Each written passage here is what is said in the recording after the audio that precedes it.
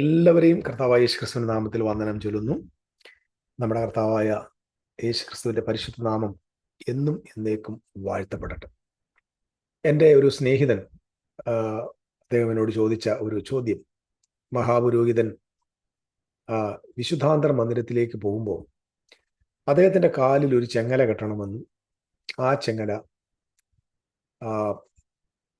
പ്രാകാരം വരെ നീണ്ടു കിടക്കണമെന്നും ആ ചെങ്ങല ഇങ്ങനെ അനങ്ങിക്കൊണ്ടിരിക്കണമെന്നും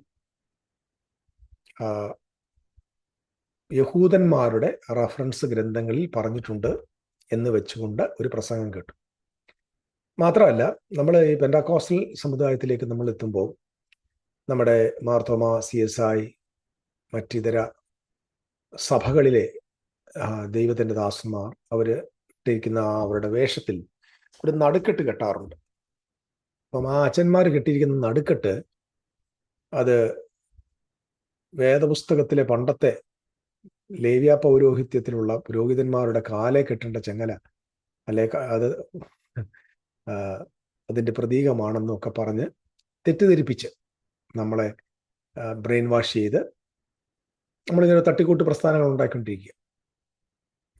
അപ്പോൾ ഇതിനകത്ത് വല്ല യാഥാർത്ഥ്യമുണ്ടോ എന്നായിരുന്നു ചോദ്യം. അതുകൊണ്ട് പുരോഹിതന്മാരുടെ നടുക്കെട്ടും മഹാപുരോഹിതന്റെ കാലിലെ കെട്ടും, ഇതാണ് നമ്മുടെ ഇന്നത്തെ കണ്ടന്റ്. എനിക്ക് വളരെ രസകരമായിട്ട് ഞാനിത് ഒരിക്കൽ പ്രസംഗിച്ചിട്ടുണ്ട് കേട്ടോ. ഞാൻ മാനസാന്തരപ്പെടുന്നു.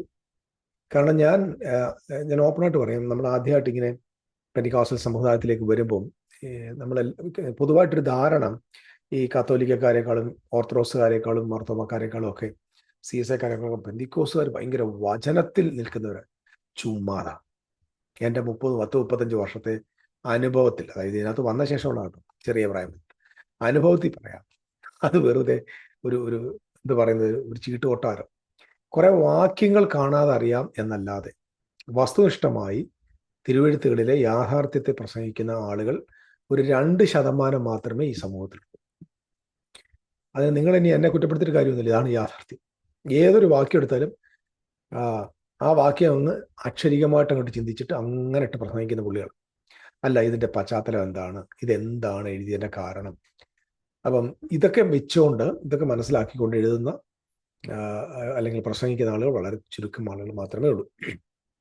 അപ്പോൾ ഈ ചങ്ങലയ്ക്കുമായിട്ട് ഇതിനെ വല്ല ബന്ധമുണ്ടോ, ഈ പാവപ്പെട്ട മാർത്തോമയിലെ അച്ഛൻ്റെ നടുക്കെട്ടിനുമായിട്ട് വല്ല ബന്ധമുണ്ടോ എന്നൊരു ചോദ്യത്തിന് മറുപടിയുമായിട്ടാണ് ഞാൻ നിങ്ങളുടെ അടുക്കലേക്ക് വന്നിരിക്കുന്നത്. ശരി, നമ്മൾ നേരെ പോകേണ്ടത് ഈ മഹാപുരോഹിതൻ വിശുദ്ധാന്തര മന്ദിരത്തിലേക്ക് പോകുന്നതിനെ കുറിച്ച് നമ്മുടെ കർത്താവായ ദൈവം ഒരു ഇൻസ്ട്രക്ഷൻ കൊടുത്തിട്ടുണ്ട്. അത് നമ്മുടെ ലേവ്യ പുസ്തകം 16-ാം അധ്യായത്തിലാണ് കാണുന്നത്. അപ്പോൾ ലേവ്യ പുസ്തകം 16-ാം അധ്യായത്തിന്റെ 1 മുതലുള്ള വാക്യങ്ങൾ ഇങ്ങനെ പറഞ്ഞു: അഹരോന്റെ 2 പുത്രന്മാർ യഹോവയുടെ സന്നിധിയിൽ ചെന്നിട്ട് മരിച്ചു പോയ ശേഷം യഹോവ മോശയോട് അരുളിച്ചത്. അപ്പം ഇവര് യഹോവയുടെ സന്നിധി എന്ന് പറഞ്ഞ മോസ്റ്റ് ഹോളി പ്ലേസിലേക്ക് അഹരോന്റെ 2 പിള്ളേർ ചുമ്മാ കയറി. ചെന്ന് കയറിയപ്പോൾ അവരങ്ങ് അവിടെ വെച്ച് കൊല്ലപ്പെട്ടു. അതിനുശേഷം ദൈവം മോശയോട് പറയുകയാണ്, കൃപാസനത്തിന് മീതെ മേഘത്തിൽ ഞാൻ വെളിപ്പെടുന്നത് കൊണ്ട് നിന്റെ സഹോദരനായ അഹരോൻ മരിക്കാതിരിക്കേണ്ടതിന് വിശുദ്ധ മന്ദിരത്തിൽ തിരശ്ശീലയ്ക്കകത്ത് പെട്ടകത്തിന്മേലുള്ള കൃപാസനത്തിന് മുൻപിൽ എല്ലാ സമയത്തും വരരുതെന്ന് അവനോട് കൽപ്പിച്ചു. അപ്പൊ അവന് ദൈവം തമ്പുരാൻ പറഞ്ഞു, നീ വരാൻ പാടില്ല, എല്ലാ പ്രാവശ്യം വരരുത്. അത് ഒരു നിയമമായി കൽപ്പിച്ച ശേഷം പിൽക്കാലത്ത് എന്ത് ചെയ്തു? യോൻ കഫൂർ അല്ലെങ്കിൽ മഹാപാപ പരിഹാര ദിവസം എന്ന് പറയുന്ന ഒരു ഉത്സവം ദൈവം അവർക്ക് നൽകുകയുണ്ടായി. അതായത് കാഹളതുരി പെരുന്നാളിന് ശേഷമുള്ള അടുത്ത ഉത്സവം എന്ന് പറയുന്നത് മഹാപാപ പരിഹാര ദിവസം. സോ ഈ പരിഹാര ദിവസത്തിൽ മാത്രം, അതായത് വർഷത്തിൽ ഒരിക്കൽ മാത്രമേ മഹാപുരോഹിതന് വിശുദ്ധ മന്ദിരത്തിലേക്ക് പ്രവേശിക്കാനുള്ള അവസരം. അല്ലാതെ കൂടെ അവിടെ വരാൻ പാടില്ല. അപ്പൊ ഇവിടെ പ്രാസംഗ്യന്മാർ പറയുന്നത് എന്താ പറയുമ്പോൾ, കാല് ചങ്ങല കെട്ടിയിട്ടിരിക്കുന്ന ഏതെങ്കിലും കാരണവശാൽ പുള്ളി അവിടെ ചത്തുപോയി കഴിഞ്ഞാൽ ചത്തുപോയ ആളിനെ പുറത്തെടുക്കാൻ ആർക്കും അകത്ത് കയറാൻ പറ്റത്തില്ല. അതുകൊണ്ട് ചെങ്ങലക്കകത്ത് വലിച്ചുകൊണ്ട് ഇങ്ങനെ വലിച്ച്, മോസ്റ്റ് ഹോളി പ്ലേസിൽ നിന്ന് ശവം വലിച്ച് പ്രാഹാരത്തിൽ കൊണ്ടുവരണമെന്ന് പറയുന്ന ഒരു കെട്ടുകഥ. സത്യം പറഞ്ഞാൽ ഞാൻ നേരത്തെ പറഞ്ഞില്ലേ, ഈ നമ്മളെല്ലാം വലിയ സത്യമാണെന്നങ്ങ് പഠിപ്പിക്കുക, പറഞ്ഞങ്ങ് ഫലിപ്പിക്കുക. അത് വലിച്ച് പ്രാകാരത്തിൽ കൊണ്ടുവരാൻ ചെങ്ങലയ്ക്ക് ഇട്ടോണ്ട് പോകണം. പിന്നെ ചെങ്ങല ഇടയ്ക്കിടയ്ക്ക് ഇങ്ങനെ കിലുങ്ങിക്കൊണ്ടിരിക്കണം. ചെങ്ങലമാടനാണോ വിശുദ്ധ ധർമ്മതരത്തിലേക്ക് കയറിയത്? ശ്രദ്ധിക്കൂ, ഇപ്പോൾ ഇതങ്ങനെ ബൈബിളിൽ ഇല്ല. അപ്പൊ നിങ്ങൾ ചോദിക്കും, അയ്യോ ഇതെങ്ങനെ വന്നു ചോദിച്ചാൽ, ഇതിന്റെ ഒറിജിൻ ഞാനിതിന്റെ തൽമൂദിക്ക് ഞാനിത് പറയുന്നത് മലയാളി നമ്മുടെ ഈ കുമ്പനാട്ടെ ബൈബിൾ കോളേജിലും മുളക്കഴയുടെ പുറത്തുള്ള ബൈബിൾ കോളേജിലും ഇവിടെ പുല്ലൂരുണ്ട്, മുസാവരി കുന്നിന്റെ പുറത്തുള്ള ബഥേൽ ബൈബിൾ കോളേജിന്റെ സ്റ്റാൻഡേർഡ് അല്ല ഞാൻ സംസാരിക്കുന്നത്. I am talking the biblical fact from the Jewish perspective. അത് പറയാനുള്ള വലിയ ആധികാരികത എനിക്കില്ലെങ്കിലും ഞാൻ അതിനകത്ത് പഠിച്ചിട്ടുള്ള ഒരാളായതുകൊണ്ട് ഞാൻ പറയാണ്, അങ്ങനെ ഒന്ന് തൽമൂദിലില്ല, മിഷ്നായിലില്ല. ഈ തൽമൂദ് എന്നൊക്കെ പറഞ്ഞാൽ എന്തോന്നറിയുമോ? മിഷ്ന എന്ന് പറഞ്ഞ പോലെ. അപ്പൊ തൽമൂദ് എന്നൊക്കെ പറഞ്ഞതിന്റെ അർത്ഥം ബാബിലോണിയൻ തൽമൂദുണ്ട്, ജെറുസലേം തൽമൂദുണ്ട്, പല തൽമൂദുകളുണ്ട്. തൽമൂദ് എന്ന് പറഞ്ഞാൽ റബനിക്കൽ ടീച്ചിങ്സ് ആണ്. റബനിക്കൽ, അതായത് ഇവരെ നേരെ ബാബിലോണിലോട്ട് പോയി. ബാബിലോണ് പോയപ്പോൾ ബാബിലോണിൽ ഉണ്ടായിരുന്ന യഹൂദന്മാരായ ജനതയെ പഠിപ്പിക്കാനായിട്ട് അവിടുത്തെ റബിമാരുണ്ടാക്കി വെച്ച ബൈബിളിനകത്ത് ഓറൽ ട്രഡീഷൻസ് പറയും. അതായത് ഇവരുടെ തനാഖ് എന്ന് പറയും, തോറായിൽ കൊടുത്തിരിക്കുന്ന പ്രമാണം എന്ന് പറയുന്നത് ഒരു 10% ഉള്ളൂ. അതിന്റെ വിശദീകരണം എന്ന് പറയുന്നതാണ് തൽമൂദ് എന്ന് നമ്മൾ കാണുന്നത്. മിഷ്ന എന്ന് പറയുന്നത് അതുപോലെ തന്നെ ബാബൽ പ്രവാസത്തിലേക്ക് പോയി. കാരണം ഇവര് ശാപത്ത് ലംഘിച്ചത് കൊണ്ട് അധികം അവരെ 70 സംവത്സരം മറ്റു ജാതികളുടെ കയ്യിലോട്ട് ഈ ജനത്തെ കൊടുക്കുന്നുണ്ട്. സോ അതുകൊണ്ട് സാബത്തിനെ കുറിച്ചുള്ള ഏറ്റവും കൂടുതൽ വിശദീകരണം എനിക്ക് തോന്നുന്നു, എനിക്ക് കിട്ടിയ ഇൻഫർമേഷൻ കറക്റ്റാണ്, ഏകദേശം 2600 പേജോളം സാബത്തിനെ കുറിച്ച് അവർ പഠിപ്പിച്ചു. അതുകൊണ്ടാണ് നിന്റെ ശിഷ്യന്മാർ കതിർ പറിച്ച് തിന്നുന്നതൊക്കെ പറഞ്ഞിട്ട് ഇവന്മാർ വരാൻ കാരണം അത് ബൈബിളിലെങ്ങും ഇല്ല, അത് മിഷ്നായിലാണ് ഉള്ളത്.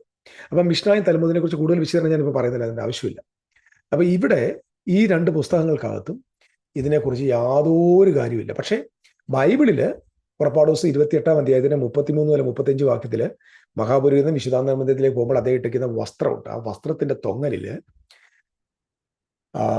പോമഗ്രന്റ് ആൻഡ് ബെൽ, ഇത് രണ്ടും കൂടി ഇങ്ങനെ ഉണ്ടായിരിക്കണം. അപ്പം ഈ പോമഗ്രന്റ് എന്ന് പറയുന്ന അല്ലെങ്കിൽ എന്ന് പറയുന്ന മാതളപ്പഴത്തിന്റെ അതും അതെല്ലാം ഗോൾഡ് കൊണ്ട് ഉണ്ടാക്കിയതാട്ടോ. അതിങ്ങനെ ടച്ച് ചെയ്യുമ്പോൾ എന്ത് ചെയ്യും, ഒരു ബെൽ സൗണ്ട് മോസ്റ്റ് ഹോളി പ്ലേസിൽ നിന്ന് പുറത്തേക്ക് കേൾക്കാൻ പറ്റുമെന്ന് നമ്മൾ വായിച്ചിട്ടുണ്ട്. അതായത് അവിടെ എങ്ങും കാലെ ചെങ്ങല കിട്ടുന്നതിനോ കഴുത്തെ ചെങ്ങല കിട്ടുന്നതിനെയോ പുള്ളിയുടെ അരക്കച്ചയിൽ ചെങ്ങല കിട്ടുന്നതിനെ കുറിച്ച് പറഞ്ഞിട്ടില്ല. മിഷ്നയിലില്ല, തൽമൂദിലില്ല. പിന്നെ ഇതൊരു ഓറൽ ട്രഡിഷനാണ്. ഇതൊരു ട്രഡിഷൻ വന്നത് 13ാമത്തെ നൂറ്റാണ്ട്, ഒരു മിഡീവൽ ജൂയിഷ് കാലഘട്ടത്തിൽ, ഏകദേശം 13ാം നൂറ്റാണ്ട്. 13ാം നൂറ്റാണ്ട് എന്ന് പറഞ്ഞാൽ നമ്മൾ 1400-കൾക്ക് ശേഷം കബാലിസ്റ്റ് ടെക്സ്റ്റ് എന്ന് പറഞ്ഞു കഴിഞ്ഞാൽ ഈ യഹൂദന്മാരുടെ ഇടയിൽ തന്നെ ഉണ്ടായിരുന്ന, നമ്മുടെ നാട്ടുഭാഷ പറഞ്ഞ ഒരു മന്ത്രവാദ ഗ്രൂപ്പുണ്ട്. അവർ ഈ യോഗ പോലെ മെഡിറ്റേഷൻ ഇങ്ങനെ കുറേ കാര്യങ്ങൾ പഠിക്കുന്ന കബാലിസ്റ്റ് ടെക്സ്റ്റ്, അവരുടെ ടെക്സ്റ്റിൽ നിന്ന് ആ ടെക്സ്റ്റ് എന്ന് പറയുന്നത് സോഹാർ എന്ന് പറയും. Text Zohar, ZOHAR. ഈ സോഹാർ എന്ന് പറഞ്ഞ ടെക്സ്റ്റിനകത്താണ് ആദ്യമായിട്ട് ഇങ്ങനെ ഒരു കാര്യം ആദ്യമായിട്ട് പറയുന്നത്, 13ാം നൂറ്റാണ്ടിൽ. അപ്പൊ ഈ മോശയുടെ കാലം മുതൽ ഇതില്ല. അപ്പൊ നമ്മള് ഇത് മനസ്സിലാക്കുമ്പോൾ അറിയേണ്ട ഒരു പ്രധാനപ്പെട്ട കാര്യം എന്ന് പറയുന്നത്, ഇത് വിശുദ്ധ വേദപുസ്തകത്തിലുള്ള കാര്യം അല്ല എന്നത്. വേദപുസ്തകത്തിലെ എഴുത്തുകാരായ യഹൂദന്മാരുടെ ഇടയിലും ആ പശ്ചാത്തലത്തിലും അതില്ല. പിന്നെ ഇത് സോഹാർ എന്ന് പറയുന്ന കബാലിസ്റ്റ് ടെക്സ്റ്റിനകത്ത് 13ാം നൂറ്റാണ്ടിൽ ഉണ്ടായി വന്ന ഒരു ട്രഡീഷനാണ്, ഒരു മിഡീവൽ കാലഘട്ടത്തിൽ വന്ന ട്രഡീഷൻ. അതിനെക്കുറിച്ച് പറഞ്ഞ് ഇറ്റ് ഈസ് ഓൾസോ ഡിസ്പ്യൂട്ടബിൾ. അതായത് അത് വേദപണ്ഡിതന്മാരുടെ ഇടയിൽ അല്ലെങ്കിൽ യഹൂദ റബിമാരുടെ ഇടയിൽ അത് കൃത്യമായ നിലയിൽ ഭിന്നാഭിപ്രായം അതിനെ സംബന്ധിച്ചുണ്ട് എന്ന കാര്യം കൂടെ നിങ്ങൾ മറക്കരുത്. മറ്റൊന്നുമല്ല, അവർ പറയുന്നത് it is a myth, is a teaching device, ഒരു തന്ത്രപരമായ വഞ്ചനാപരമായ ഒരു ഉപദേശമാണ് എന്ന് നമുക്ക് കാണാൻ പറ്റും. It's not a historical fact. ഞാൻ ഒന്നുകൂടെ പറയാം, നമ്മുടെ ചർച്ചകൾക്കകത്ത് നമ്മുടെ ഒരുപാട് ഞാനും അങ്ങനെ പഠിച്ചു കേട്ടോ. തിരുവനന്തപുരത്ത് പ്രസംഗിക്കുന്നുണ്ട്, ചെങ്ങല വലിക്കും, ചത്തുപോയി കഴിഞ്ഞാൽ അങ്ങനൊന്നുമില്ല. അത് വരാതിരിക്കാൻ വേണ്ടി ദൈവം 16-ാം അധ്യായത്തിൽ ഒരു കാര്യം പറഞ്ഞിട്ടുണ്ട്. ആ കാര്യം വായിച്ചിട്ട് ഞാൻ അവസാനിപ്പിക്കും. ദൈവം പറയുകയാണ്, നീ എന്ത് ചെയ്യണം, പാപയാഗത്തിനൊരു കാളക്കിടാവിനോടും ഹോമയാഗത്തിനൊരു ആട്ടുകൊറ്റനോടും കൂടെ യഹോവൻ വിശുദ്ധ മന്ദിരത്തിൽ കടക്കണം. അവന്റെ വസ്ത്രത്തെക്കുറിച്ചൊക്കെ പറഞ്ഞ ശേഷം ഇവൻ തനിക്കുള്ള പാപയാഗത്തിന്റെ കാളയെ അഹരോൻ അർപ്പിച്ച് തനിക്കും തന്റെ കുടുംബത്തിനും വേണ്ടി പ്രായശ്ചിത്തം കഴിക്കണം. അതായത് ലേവ്യ പുസ്തകം 16-ാം അധ്യായത്തിന്റെ 6-ഉം 7-ഉം വാക്യം. അപ്പൊ തനിക്ക് വേണ്ടിയും തന്റെ കുടുംബത്തിന് വേണ്ടിയും പാപപരിഹാരം വരുത്തുവാനുള്ള യാഗമൃഗത്തെ അറുത്ത ശേഷം മാത്രമാണ് ആദ്യം ഫസ്റ്റ് ടൈമിൽ അദ്ദേഹം മോസ്റ്റ് ഹോളി പ്ലേസിലേക്ക് പ്രവേശിക്കാൻ പാടുള്ളത്. ഇദ്ദേഹം 3 പ്രാവശ്യമാണ് മോസ്റ്റ് ഹോളി പ്ലേസിൽ പ്രവേശിക്കുന്നത്. അതുകൊണ്ടാണ് നമ്മൾ എബ്രായ ലേഖനത്തിൽ വായിക്കുന്നത് നമ്മുടെ പുരോഹിതൻ കൂടെ അർപ്പിക്കേണ്ട ആവശ്യമില്ല എന്ന് പറയാൻ കാരണം ലേവ്യ പുസ്തകം ഇൻ ഹീബ്രു ചാപ്റ്റർ 9:25 കാണാൻ പറ്റും. അത് കൂടെ ഈ മഹാപുരോഹിതൻ വിശുദ്ധ മന്ദിരത്തിലേക്ക് ഫസ്റ്റ് പോകുന്നത് തന്റെ കുടുംബത്തിന്റെയും പാവങ്ങളുടെ പ്രായശ്ചിത്തത്തിന് വേണ്ടി എന്നുള്ള കാര്യം നിങ്ങൾ മറന്നു പോകരുത്. ഓക്കെ, അപ്പം ഈ കാലെ ചെങ്ങല, അരക്കെട്ടിൽ ചെങ്ങല, ഇതൊക്കെ വേദപുസ്തകത്തിലെ കാര്യമല്ല, ഇതൊരു കെട്ടുകഥയാണ്. നമ്മുടെ ഇടയിൽ ഇത് പോപ്പുലറാണ്. പക്ഷെ ദയവായിട്ട് അങ്ങനെ ഒരു ചിന്തയിൽ നിന്ന് നിങ്ങൾ മാറുക. ആ ഒരു അഴുക്കിനെ സഭയിൽ നിന്ന് മാറ്റുവാൻ ഈ സന്ദേശം ഉതകുന്നെങ്കിൽ നിശ്ചയമായിട്ടും അതൊരു അനുഗ്രഹമായിരിക്കും കരുതുന്നു. നിർബന്ധമായിട്ടും പറ്റുമെങ്കിൽ നിങ്ങൾ ഇത് മറ്റുള്ളവർക്ക് ഷെയർ ചെയ്യുക. എത്രത്തോളം ദൈവസഭയ്ക്കകത്ത് നിന്ന് അഴുക്കുകളും മാലിന്യങ്ങളും കളയാൻ പറ്റുമോ അത് കളയാനുള്ള യത്നത്തിൽ നിങ്ങളും പങ്കാളികളാകുക. കേട്ട എല്ലാവർക്കും വന്ദനം. ദൈവം എല്ലാവരെയും ധാരാളം അനുഗ്രഹിക്കട്ടെ. Thank you.